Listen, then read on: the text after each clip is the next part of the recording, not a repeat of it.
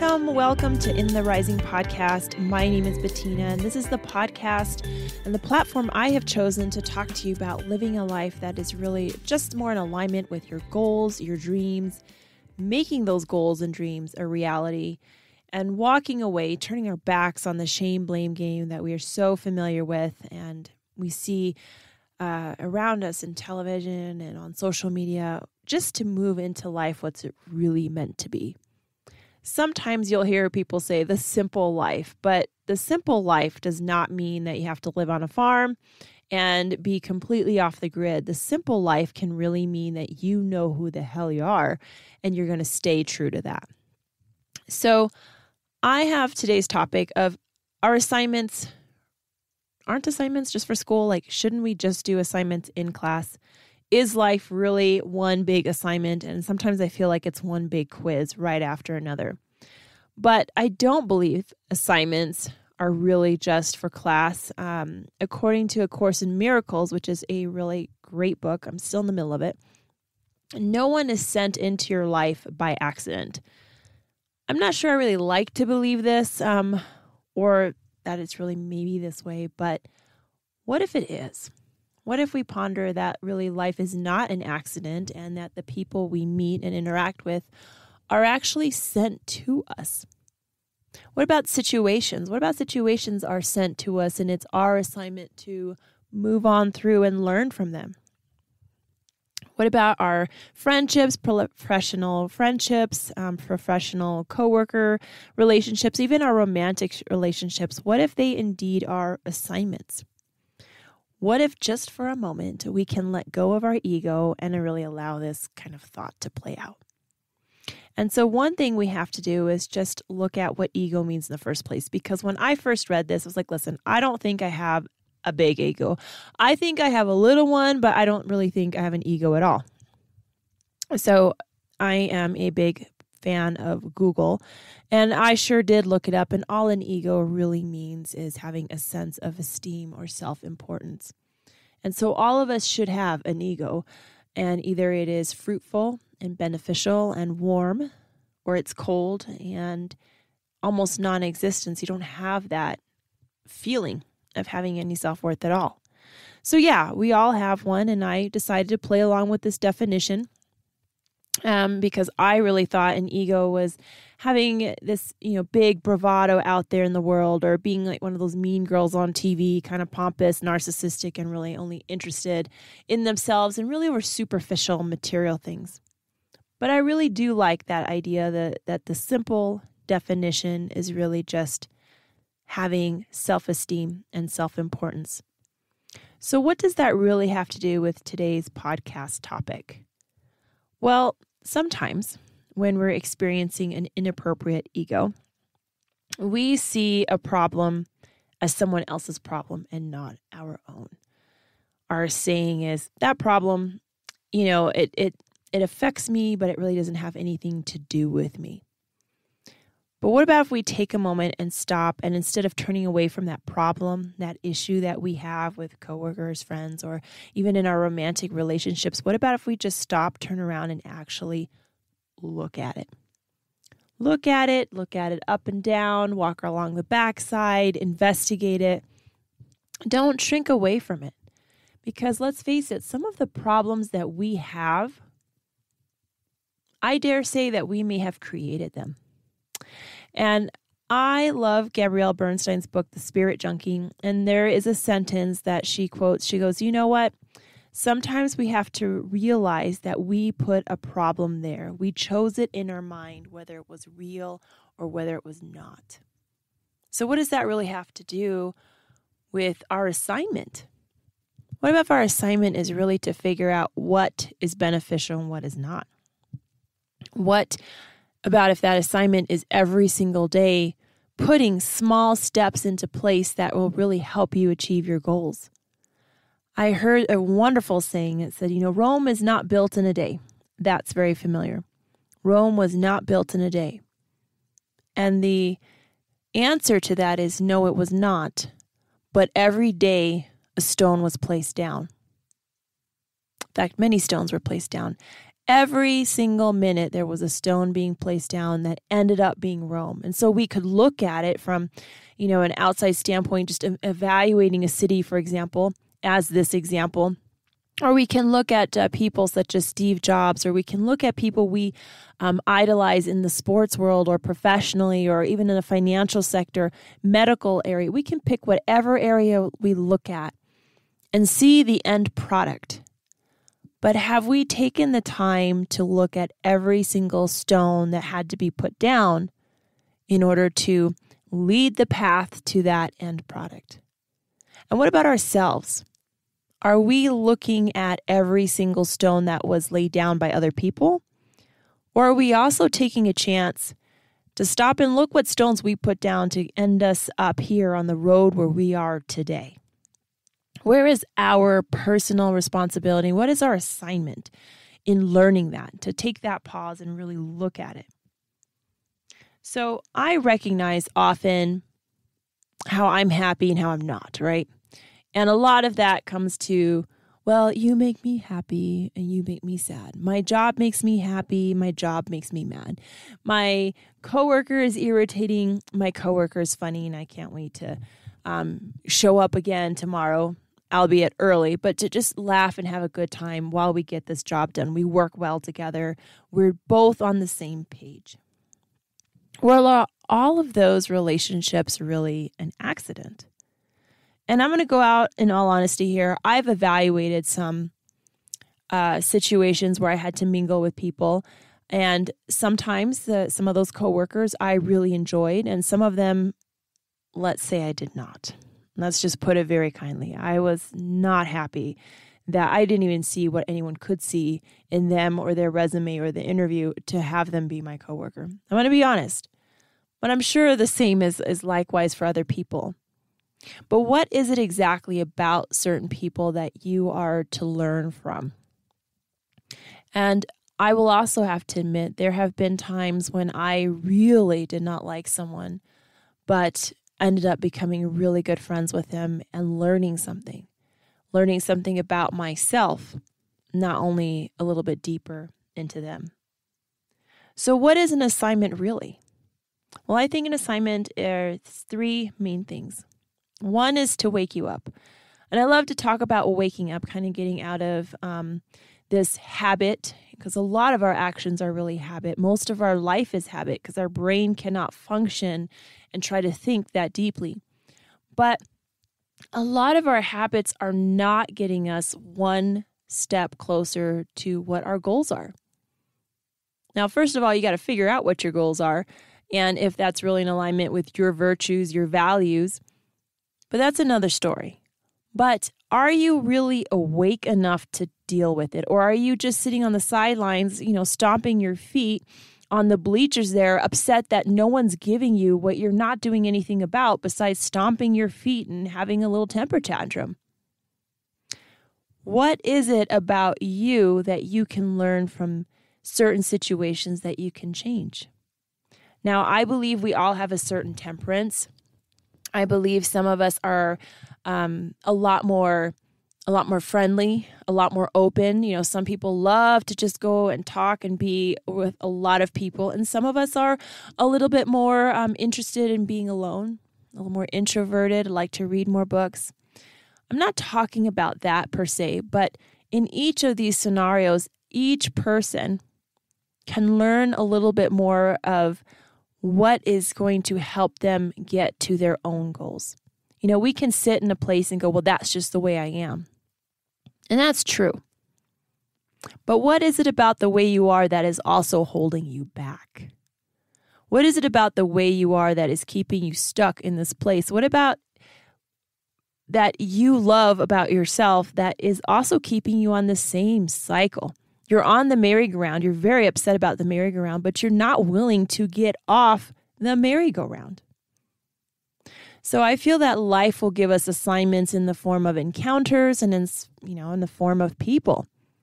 And until you decide that this is the merry-go-round you choose to get off of, you're going to be dizzy and you're going to feel like you're going in circles. It's not someone else to take you off. It's your own responsibility. So if you're upset with a situation and it seems like it's the same situation over and over again. Yes, it's okay to have our feelings acknowledged. Acknowledge it yourself. But look at what role did you play in that? And you don't even have to look at yourself with some judgment, but do assess what role you play. Because none of us are just sitting here completely innocent. And to say, well, it was always someone else makes us a victim. It does not make us a survivor, and it certainly does not make us thrive in our world. We don't want to be a victim to someone else's whims, wheeze, whatever. You want to be an active participant in your life. So what role did you play? What role did you play in having a successful marketing event at work? What role did you play in having a positive outcome for someone you gave advice to? What role did you play in the breakdown of a friendship? What role did you play? Look into that and wake up a little bit and evaluate that yourself. And I love reading about improving our life and getting bigger and getting better and motivation. But you know what? We can all have motivation talks all day, all night. We can have a Tony Robbins session all day, all night. He has 10-day sessions, and they're motivated, but then a lot of them, well, do they stay that way? That has to come from within. I can spend a lot of money and have you motivate me, but what about my own role? Do I have one? And the answer is yes. You have to wake up. If you're going through life asleep, you're going to get what a sleepy person does. You're not going to observe the wonderful things really set out for you. There are wonderful events and people that can be in your life, but you're not awake to see them. What role have you played in the past? And how can you change that role or learn from that role for your present? And with that, you're going to carry that into the future. So the other thing I think that every assignment is learning about compromise. I put part A and part B on this one. A, are you compromising with another person to get where you feel like you're a winner also? Are you compromising with this? Okay, well, I don't want them to get hurt feelings. Well, I'm going to do this because I really like it when they feel happy. Well, I'm going to compromise and, we're going to do what you want to do. Are you compromising so that someone else is happy? Are you compromising to the point that someone else is happy, but to the detriment of their own ability to interact and be responsible? Are you compromising because you want everyone to like you? You want to be the cool kid. I like to be the cool kid. I've never been the cool kid, but I would imagine it must be nice. But do you want that more, or do you want to recognize that compromise takes two parties?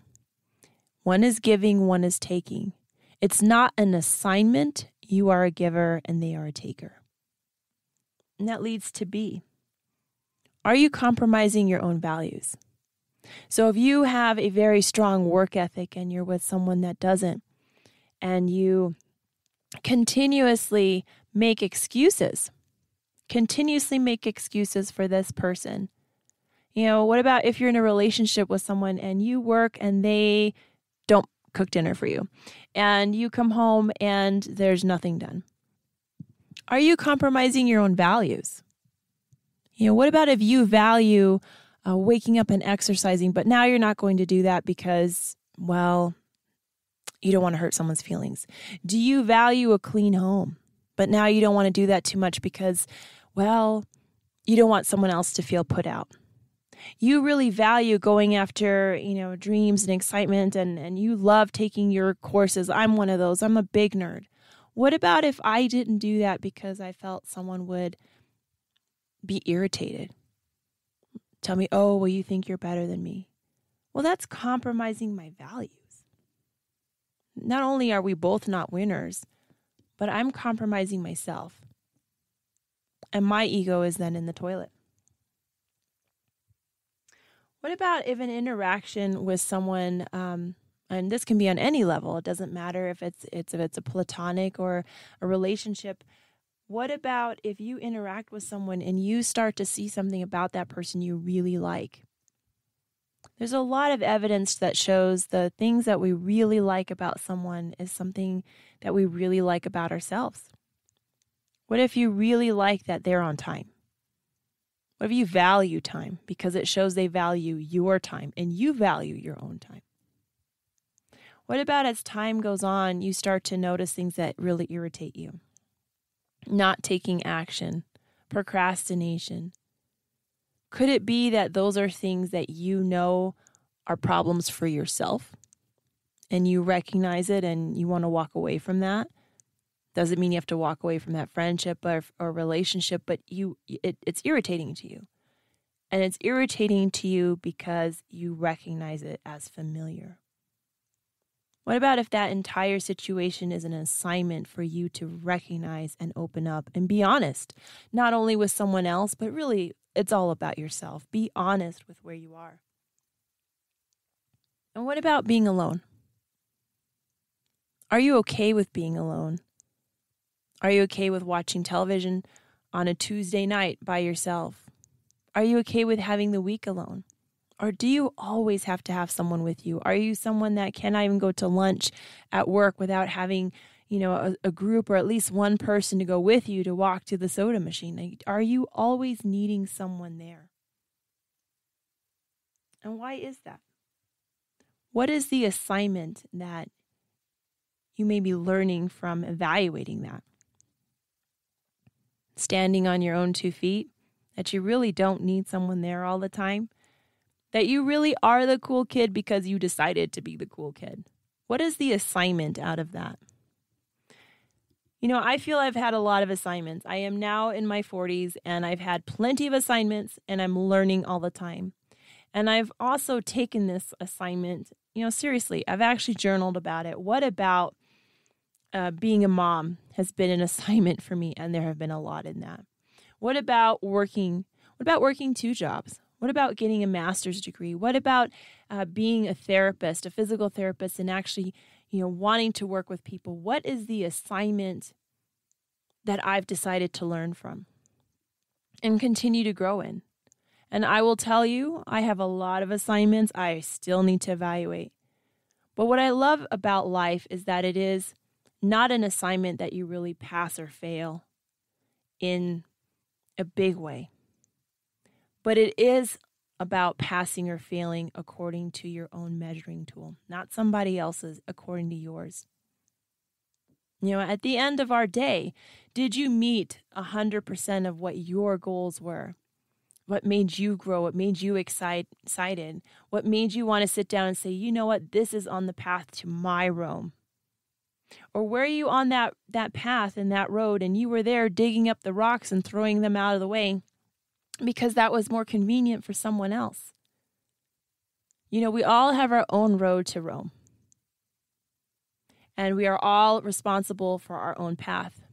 If you're not on yours, if you're not moving forward, or if you're tearing up the bricks, that is your assignment to sit down, and a person that really has a good ego, full of self-esteem, understands their self-worth, that their self-worth is not related to their partnership, not their bank account, not any relationship, and not even the relationship we have with our family, not our parents, not our siblings, not our children, ourselves.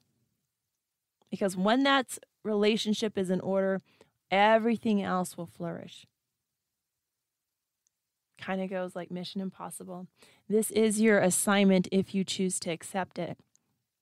And only if you are awake and willing to look at something in the mirror.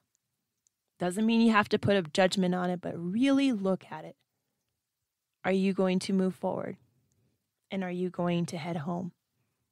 And are you going to end up at your Rome?